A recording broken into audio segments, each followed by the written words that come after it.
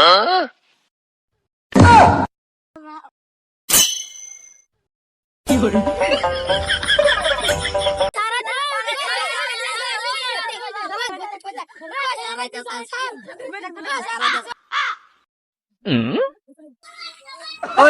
নারায় বললি কে আর তোরা টিউশন বলতো কিতাব কো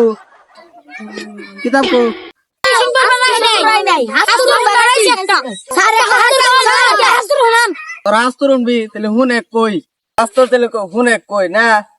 দাদার এত বড় একটা গোয়াল করা চাল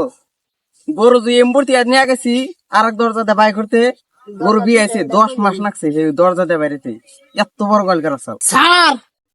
হাস্তর দুন আমি আমার বাপের দাদার হাস্তর শুনেন কি রাস্তার কবি কসে ক স্যার আমার বাপের দাদার